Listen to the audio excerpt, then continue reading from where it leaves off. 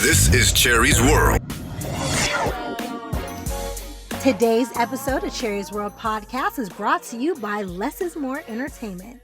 Lime is where I personally go to get my tickets for stage plays, concerts, family events, all sponsored by Lime. Hey, and the good news, Cherie, because we have teamed up with Less is More events, our listeners and subscribers will soon be able to win tickets to some of the biggest events in their area, all courtesy of Cherie's World Podcast and Less is More events. What makes Less is More Entertainment, aka Lime, better than the rest is you get those same tickets shopping with Lime, but you pay no service fees. So to all of our listeners and subscribers, keep listening to Cherie's World Podcast weekly and find out how you can win free tickets to the hottest events in your area, all courtesy of Cherie's World and Less is More events, also known as Lime. Welcome to Cherie's World.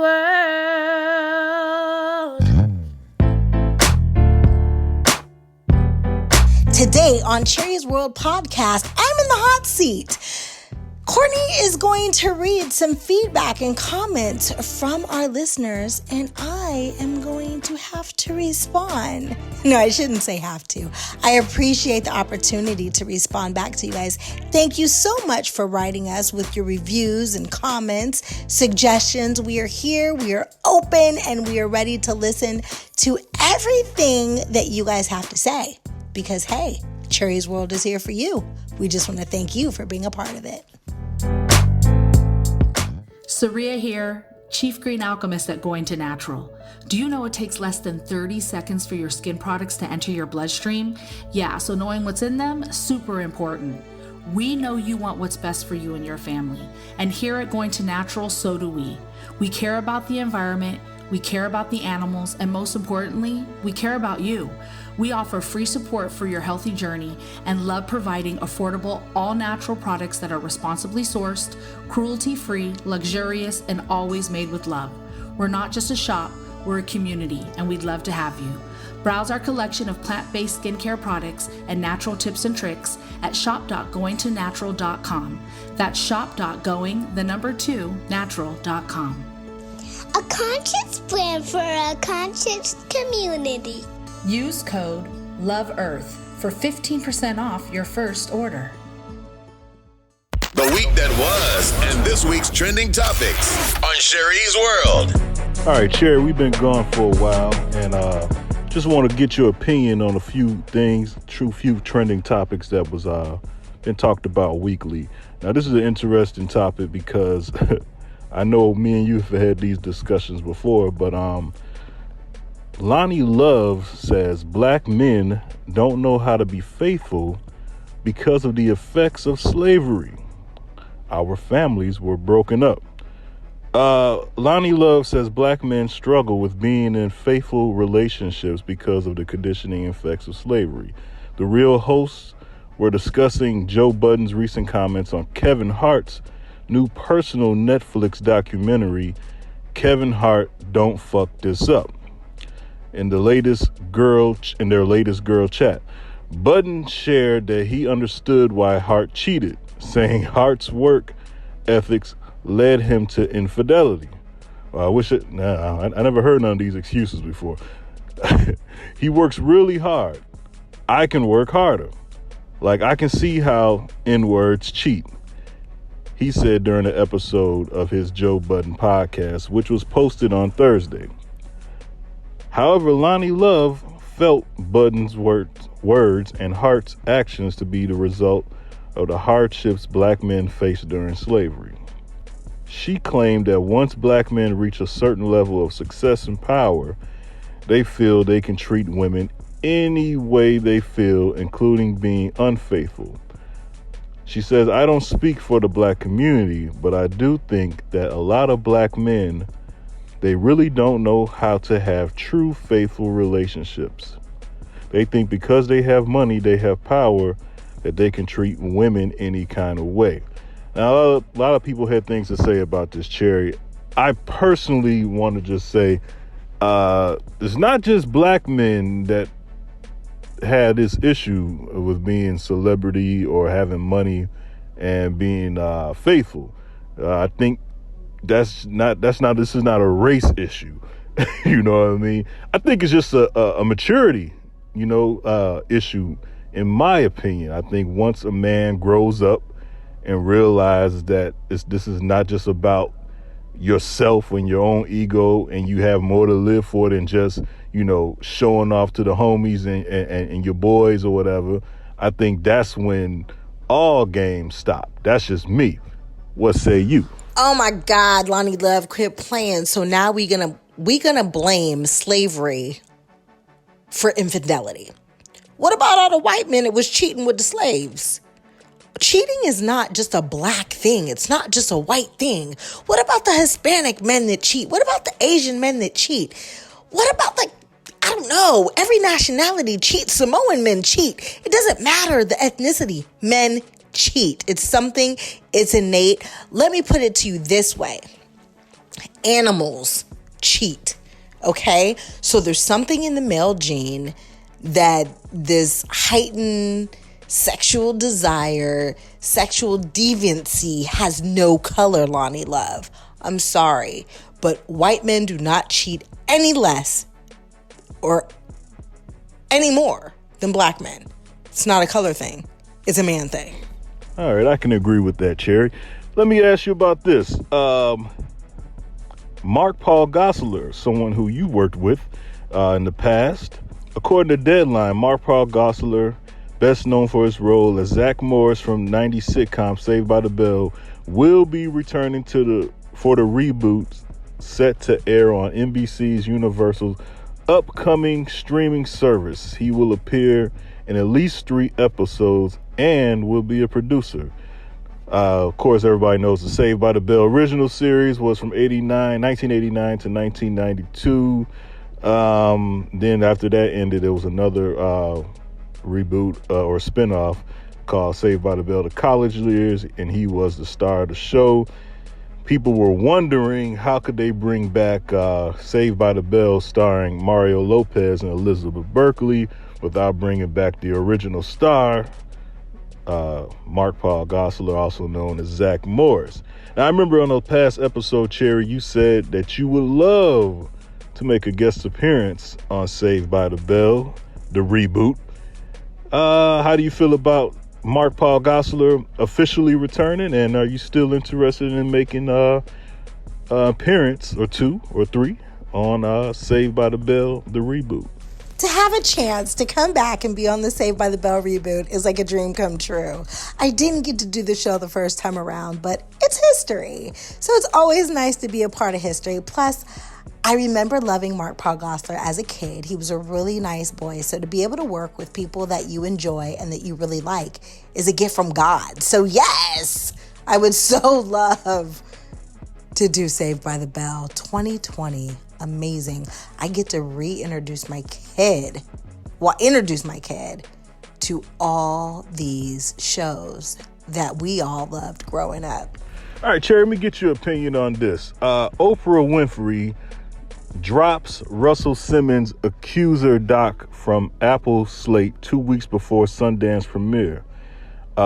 In my opinion, she says there's more work to be done on the film to illuminate the full scope of what the victims endured, and it has become clear that the filmmakers and I are not aligned in the creative vision, Winfrey said.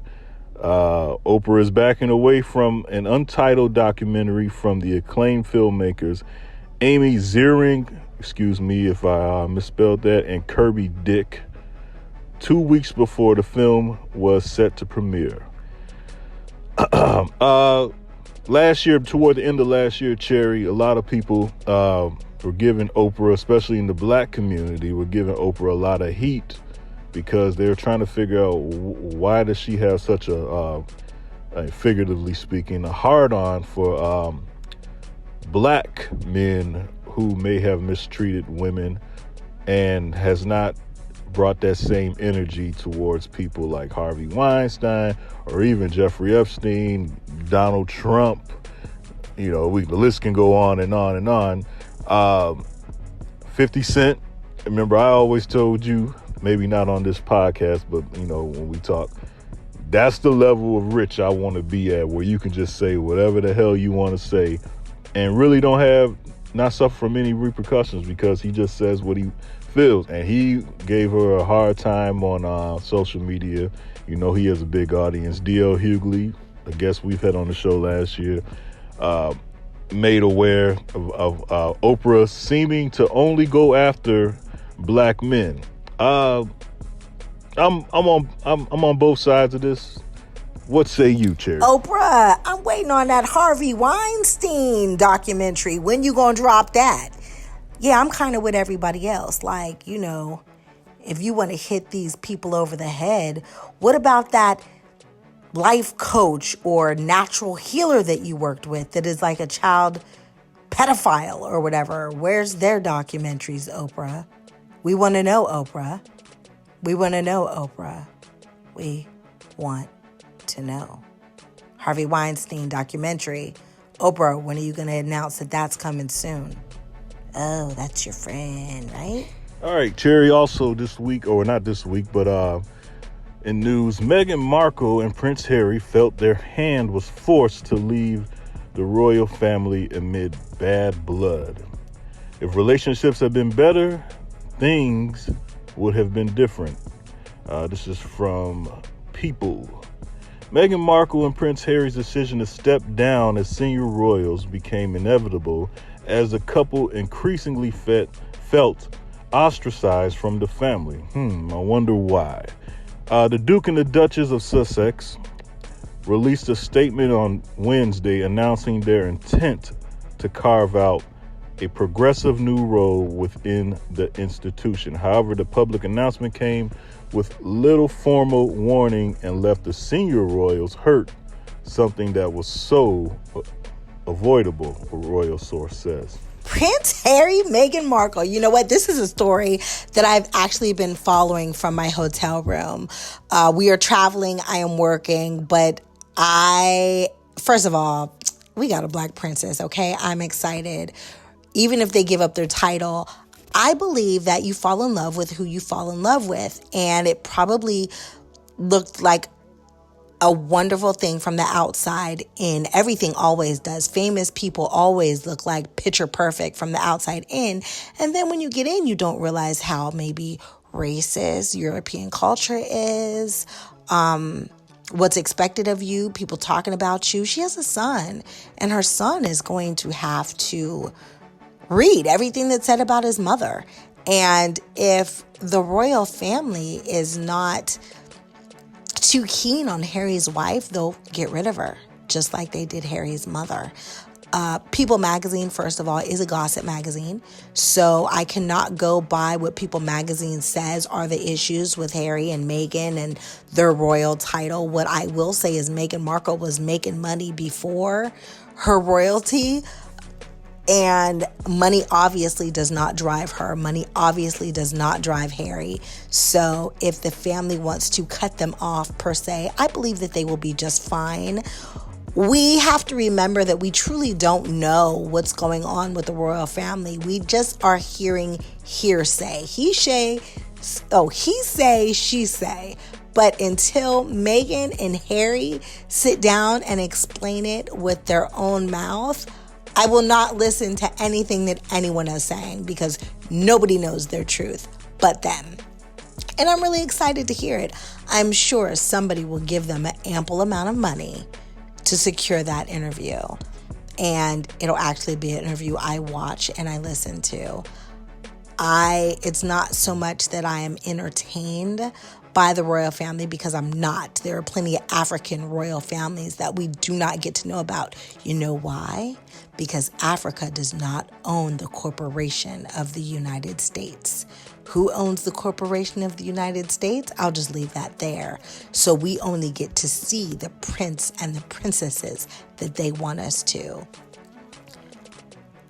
I just hope that Harry and Meghan have a wonderful life, raise a happy, well-adjusted son, and they're happy.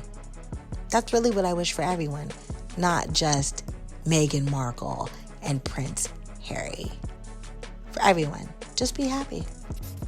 On the interview on The Breakfast Club, Will Smith was asked, how did he feel about Jada Pinkett and Tupac? And Will was 100% honest, saying that he was very insecure about Tupac and Jada Pinkett relationship. And I can understand that as a man. Will says that because he was the squeaky clean rapper from Philly and Tupac was Tupac, he just felt really insecure about their relationship. How do you feel about Will's honesty about being insecure? Do you understand where he's coming from? And what do you think about, this whole situation, Jada Pinkett and her friendship with Tupac? Especially because I just read your great blog the other day about you preferring to only have male friends and your closest friends are male friends. And how does that, affect your relationship, I actually got it to take a glimpse at part of The Breakfast Club where Will Smith was talking about his insecurities about Tupac. And I was like, wow.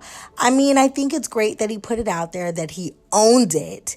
And it'll show other men that it's okay to be vulnerable. It's okay to admit that you're insecure. But at the same time, it's kind of sad because Will had Jada. Jada picked Will. She just loved her, some essence of Tupac, and her and Tupac were great friends. I think men have a hard time with the fact that women that they're with or that they love other men. And that's really sad when you think about it. Jada kept telling Will, hey, I think you guys have a lot in common and you actually really might like him. But there's such, we always talk about black women and how black women are in competition with each other and they can't get along. But there's a lot of that goes on with black men too. And I think if we all stopped playing on our insecurities, they could have been brothers. Could you imagine? They could have even done a duo together. Tupac and Will Smith could have recorded a song together, and that would have been monumental and would have definitely been a part of history. But instead, insecurity kept them apart. Pretty sad if you ask me. But I'm happy that Will owns it. And he's working on himself to be a better person and to not be insecure like he's Will fucking Smith. Last but not least, Cherie, I got to ask you, how does it feel to be officially back? According to news and on social media, everything on social media is true. Punky Brewster has been picked up for an additional 10 episodes. All I can say is that must have been one hell of a pilot show you guys did. Congratulations, and how does it feel to be back? Oh my God, when Soleil called me and told me that we were picked up, there is no explanation to the excitement and gratitude that I felt. I initially was like, I knew it. I just, some things just feel right and other things you do it and you're like, I don't know about this. Punky felt right. It's exactly where all of us were supposed to be at that moment. And once they put a sign on our big door, I knew that they were bringing us back. They spent way too much money on us for us not to come back. But, I needed to hug her. I was super duper excited when she called me. And then when we got the official email at 5:00 in the morning, right as the media broke it, all the cast is CC'd on it. And we were just all writing back and forth. Yeah, I'll see you soon. I love you. I can't wait to get to work. I can't wait to hug each and every one of them, including the crew and the cast. I think this is going to be just a wild, wonderful ride. And I'm so grateful. It was an amazing thing to do the first time around 38 years ago. But to get to come back and do a show that I loved so much means everything in the world to me. This is Cherie's World. Hey, if you're listening to Cherie's World podcast on Apple Podcast and iTunes, please give us a 5-star. Let us know what you think. Leave us a review. I want to hear from you. Thank you. Fever Magazine, a sexy yet sophisticated lifestyle magazine for the modern man and woman. Fever Magazine is available on newsstands nationwide and Amazon Kindle. Subscribe now for VIP access and rewards at fevermagazine.com. Would you like to advertise on Cherie's World and have your product placed on Cherie's social media for the world to see? Email us now at cheriesworldpodcast@gmail.com for low introductory rates.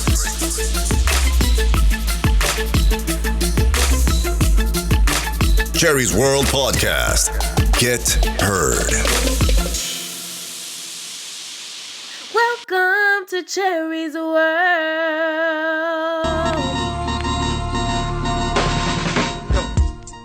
So, Cherie, today I also think we should do something a little different. We should pay a little homage to all the fans and the subscribers of Cherie's World who subscribe to us on Apple Podcasts at Cherie's World Podcast, or on the Google Play Store or Spotify. Hell, we're everywhere. Even on YouTube, you can actually listen to the podcast. So, figure I'd just read some of these comments to you and get your reaction. And, maybe we'll even give away a Cherie's World Podcast shirt to someone who gave some good feedback or whatever. Cherie's World Podcast shirts are coming pretty soon, so figure we'd do something like that. So here we go. Here's something someone sent, and we encourage people. You can leave feedback, leave comments, 5-star rate us on Apple Podcasts or however you listen to us on your iPhone. You can go there, give us a 5-star, and leave a review. A guy named Big Husky, he left something in 2019. He says, "So excited and happy for my friend Cherie Johnson, my acorn. Love you, baby. It's amazing. Keep doing your thing, love. I'm so happy for you. When is my interview? LOL, Darnell." Big Husky. What do you think about Big Husky, Cherie? Oh my God, that is so sweet. So Big Husky, Mr. Donnell, that's actually the homeboy. Thank you so much for taking the time for leaving us a review. Your acorn loves you too. Thank you for your everlasting support and unconditional love. All right, here we go. This is from someone else named Team Smarties. Once again, this is also on Apple Podcasts. She left, I'm assuming it's a she. She left a 5-star review. Thank you very much. She says, "I've always been a fan of Cherie. And then years ago, when she had that issue while travel on those back roads in SC, South Carolina, which is near me, I was ready to fight. I love Cherie's podcast. I love her realness. Can't wait for the next show. Maybe get a couple of my clients on for an interview." Okay, Team Smarties. If you are interested in getting a client on for an interview, email us cheriesworldpodcast@gmail.com, and we'll see what can happen. See what we can do. What do you think about Team Smarties' feedback, Cherie? Team Smarties, thank you for having my back. Girl, I was handcuffed in the back roads in South Carolina, and I felt like I was there and I didn't know anybody. I really was scared I was going to die. So I appreciate you having my back, and let us know who your clients on. Come on, get them on the show. Write us, please. Courtney left the email. I'll leave it again. It is cheriesworldpodcast@gmail.com. We'd love to hear from you. Thank you so much for the 5-star review. All right, saw something else, Cherie. This is again on Apple Podcasts. AKHO2332. They say authentic, engaging, and fun. They gave us a 5-star rating. Appreciate that. Thank you very much. Cherie is an excellent interviewer. She lets the guests talk, but also actively listens and asks amazingly specific and fascinating follow-up questions that bring genuine response from the guests. She is clearly interested in what is being said and builds genuine rapport with her guests with her authenticity. Cherie is a thoughtful and articulate speaker who keeps it real. I can't wait to see what she has to say next. Hey, don't be cracking over either, Cherie, because I saw how you did Jay-Z. I always had a problem saying that word. AKHO, thank you so much for leaving a comment. I know I didn't get your whole name out because I don't remember exactly what it was, but I really am interested in the guests that we have. I want to know what they have to say, and I want to make sure that our interviews are unlike other interviews. I don't want to just come in and ask a bunch of questions. I want to sit down and have conversations with people and get to know another side of them and ask something that maybe somebody had not asked before. Also, I ain't gonna clown you, Courtney. Authenticity. We all got some words to get us. It's okay, boo-boo. All right, let's go to, this is from YouTube, Cherie. And actually, we encourage people to listen to Cherie's World podcast on YouTube. And eventually there will be more video pretty soon going to YouTube as well. Someone, actually, from what I see, if you leave comments and feedback on YouTube, Cherie sometimes actually gets a chance to respond back. So here we go. This is from Uncle Sin. I just found your channel and realized you play Maxine on Family Matters. That show meant so much to me. Too bad Jamie didn't get much screen time on the show. I love the banter with her and Kelly in the first few seasons. This is from the Jamie Foxworth episode. What do you think about Uncle Sin, Cherie? Uncle Sin, thank you so much for watching Family Matters and kind of growing up with us. I agree. Jamie Foxworth is a beautiful soul and a great talent. Her and Kelly had natural chemistry, like big sister and little sister. I don't really, have much more else to say about that because it wasn't up to me to give her screen time. If it was, she'd have been there always. But thank you, Uncle Sin, for listening to Cherie's World podcast. I hope you continue. All right, here's some good feedback. Sunshine. Oh, I know a girl named Sunshine in real life, not just from Harlem Nights. I know a girl named Sunshine. Sunshine, if you listening, what up? She says, I hope this is a she. I'm assuming this is a she. I don't hope. I just assume this is a she. I want to know why Jodie Sweetin was allowed to move forward with her character on Full House. She had a checkered past, but Jamie isn't allowed to join a small reunion with the cast. Viewers aren't idiots. We know the difference between real life and a character. Her past shouldn't matter if it's not her life now. All right, what do you think about that, Cherie? Sunshine, sunshine, sunshine. Come on, what do you want me to do? Just state the obvious? Sunshine, there are different rules for white people in this world than there are for black people in this world. Jodie Sweetin, yes, has a past, and maybe her white counterparts and coworkers forgive her. I'm not saying that the black coworkers for Jamie don't forgive her because I don't think there's any malice against them. But even though Family Matters was a black show, it was ran by all white producers. I'll just leave it like that. I won't say that the white producers are still holding malice against her. I'm just saying that they will protect the integrity of their intellectual product in any way, shape, or form. Black people are not always human when it comes to entertainment.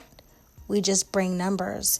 So we're very disposable, unfortunately. I believe that Jamie should definitely be there. All right, this is the last one from the Jamie Foxworth episode. Soy Drone Slayer says both of you ladies play pivotal roles. Says both of you ladies play pivotal roles in Family Matters success. Both of you were there in the beginning. Any reboot or reunion without you two is not legitimate, in my opinion. Let me just say that I totally agree. Me and Cherie have talked about this, and she says she has no say into that, but I totally agree with you, Soy Drone Slayer, that there's no Family Matters reboot or reunion without the pivotal cast members, and Cherie is definitely one of them. Got anything you want to say to Soy Drone Slayer? Soy Drone Slayer, thank you for missing me on the Family Matters reunions or reboots or whatever you want to call them. I don't know that a reboot would take place. I don't know if a reboot would take place if I would be invited back, but I appreciate the fact that you missed my absence. All right, here we go, Cherie. This is from the Sean Harrison interview, once again on YouTube. Kulsh, Kulsh, Kulsh, I guess. She says, I guess this is a she, maybe it's a he. Best episode, love y'all chemistry. Thank you, Cherie. I'm assuming they're talking about you and Sean, because I felt the same way. I love that episode, how y'all just got kind of back in character, both characters, the ones from Punky Brewster and Family Matters. So that was pretty good to see. I just want to say thank you to the two who had listened to the Sean Harrison conversation, because that one was so personal for me. I love Sean. That is truly like my confidant and one of my best friends in the whole wide world. So thank you for spending your time and listening to us just go back and forth, and him having a really fun time with Courtney. All right, here we go. This is Soy Drone Slayer again on the Sean Harrison interview. I swear Maxine was so underrated on Family Matters. Everyone always talks about Laura and Myra, but Maxine was a baddie. She will forever be bae.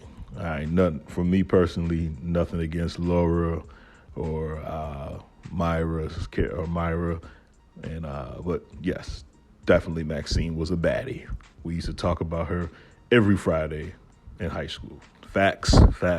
What you think about Soy Drone Slayer again? Also, y'all calling me a baddie? Let me pop my collar right quick and dance from left to right. Thank you so much. I don't know if I was underrated, but it's so weird because, like, you know, you never think about yourself as really, I don't know, not to say that I don't think about myself as attractive. I think I'm cute, but you don't really notice that other people notice that you're cute. So all the compliments are definitely appreciated. Thank you, Mr. Slayer, and thank you, Courtney. All right, we're going to go to Howard. He comments on the episode with you and Sean Harrison. Pretty long. Here we go. I definitely enjoy Family Matters, but I always felt that the family/kitty orientation of TGIF limited the real appeal of that show.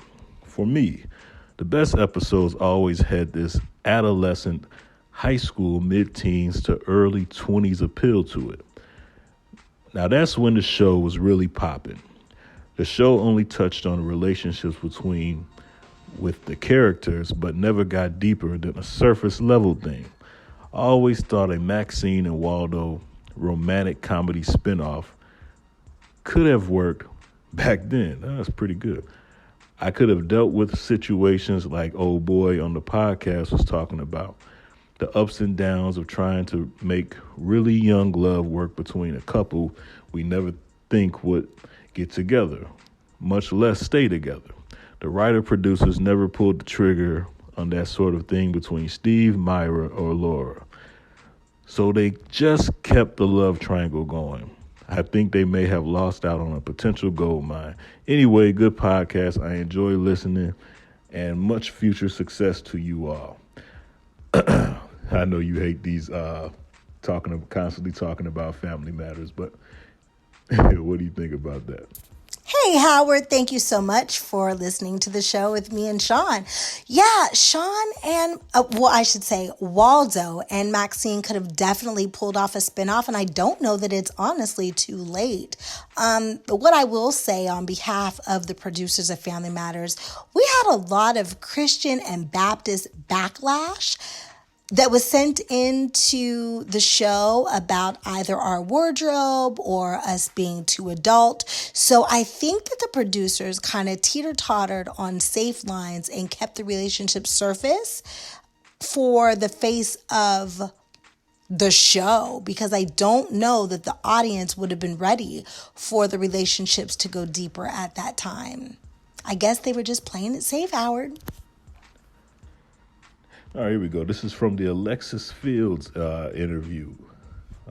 This is also from YouTube. You can listen to Cherie's World Podcast on YouTube. Cherie.